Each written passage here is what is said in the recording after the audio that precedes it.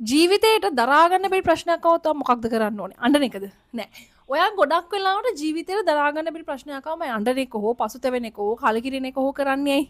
ඒ ප්‍රශ්න නිසා ඔයාගේ අනාගතයට වෙන බලපෑම ගැන කල්පනා කරලා. හැබැයි ඔයා දන්නේ ඇත්තටම අනාගතේ මොනවා වෙන්න යනවද කියලා. එක්ක ඔයා සමහරක් වෙලාවට කලකිරෙන්නේ අතීතය ගැන හිතලා. අතීතේ ඔයා මෙහෙම කරා එහෙම කරා මෙච්චර මේ තරම් ගුම් වැඩ කරා අපරාධි මං එක්ක පසුතැවීමක් වෙන්නේ. ඔයා ඕක එක දිගට කරනකොට මොකද වෙන්නේ කියන්නකෝ? වෙන කිසිම දෙයක් නෙමෙයි වෙන්නේ. ඔයාගේ වටා නෙගටිව් එනර්ජි එකක් ක්‍රියේට් කරන එක වෙන්නේ. යුනිවර්ස් එක බලනවා අඩේ යුනිවර්ස් එක දන්නේ ඔයා ප්‍රශ්නක ඉන්නවා කියලා. උට ඒක අදාළම නෑ. කල්පනා කරනවා මෙයා ආස මෙහෙම ඉන්න දුකෙන්ම ඉන්න. එයාගේ තියෙන නෙගටිව් තෝට්ස් අපි යාට ඒවම දෙමු කියලා ඔයාට නෙගටිව් එනර්ජිස් මේ ඇට්‍රැක්ට් වෙන්න ගන්න. ඔයා මොකද කරන්නේ? ඔයා හැමතිස්සෙම දුකෙන් කලකිරීමෙන් පසුතැවීමෙන් තමයි ඉන්නේ. ඔයාට හම්බෙන හැම දෙයක්ම නිකන් සින්දුවක් ඇහුවත් ඔයාට ඇඬෙන්න විදිහ සින්දුවක් තමයි ඔයාට ඇහෙන්නේ. සතුට හිතෙන සින්දුවක් නෙමෙයි. ඇයි? යුනිවර්ස් එක ඔයාට එවන්නේ ඒ වගේ එනර්ජිස් ටික. ඔයා මොකද වෙනවා? ડિප්‍රෙස් වෙනවා, මානසික වෙනවා, අන්හෙල්ති වෙනවා. අන්තිමට ප්‍රශ්නෙන් ගොඩේමක් නැහැ. ඔයා ප්‍රශ්නේ ඇතුළට බැහැගෙන ඉඳලා ප්‍රශ්නෙම ඉඳලා අනාගතය සම්පූර්ණයෙන්ම නැති නාස්ති කරගන්නවා.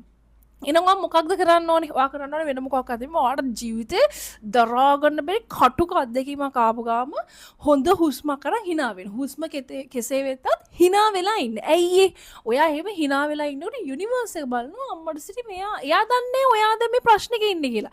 එයා බලනවා මෙයා හරි hina වෙලා ඉන්නේ. හරි සතුටින් ඉන්නේ. මාර මොටිවේෂන් එකක් නෙමෙයි යාට තියෙන්නේ.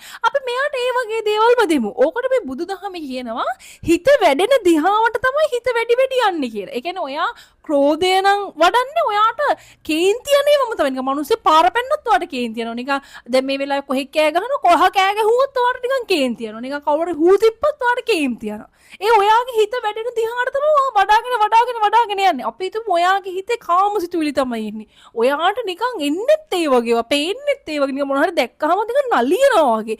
ඔයාට හැමතිස්සෙම මේ ඔයා වඩන්නේ ලෝභකම. ඒක ඒ විදිහටම තමයි වැඩෙන්නේ. අන්න ඒකට කියනවා බුදුහාමුදුරුවෝ ලස්සනට පැහැදිලි කරනවා අධර්මයෝ වඩා ධර්මයෝ වඩාත් කියලා. ඒක ඇත්ත. ඔය යුනිවර්සල් ඔය ලෝ ඔෆ් ඇට්‍රැක්ෂන් එකේ ඕකෙදි කියන්නේ මොකක්ද හැමතිස්සෙම අන්තිම සත්‍ය කතා මොකක්ද? ඒක පදනම කියලා කියනකො බේස් එක මොකක්ද?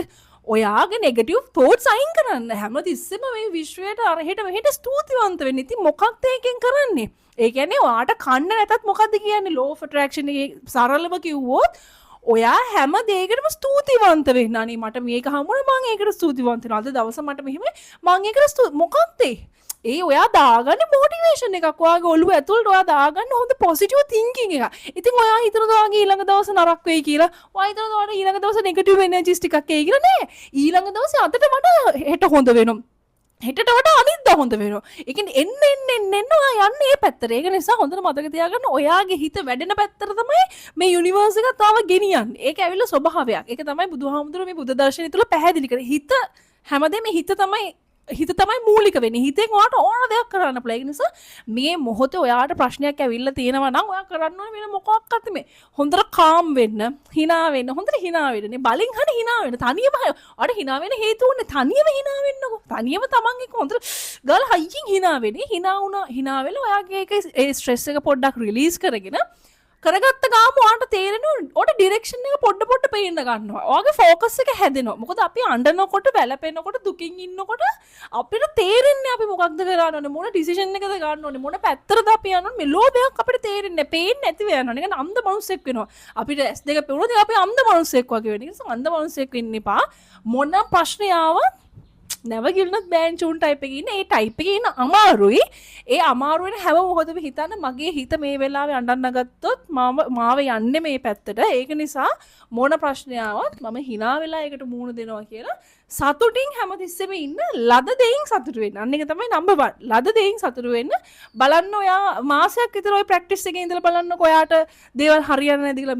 මෙහෙම කරද්දී ඔයාට දේවල් සමහරකට පේන්න ගන්නවා, ඩිරෙක්ෂන් එක පේන්න ගන්නවා සහ ජීවිතේ සාර්ථක වෙනවා. එහෙනම් සුබ දවසක්.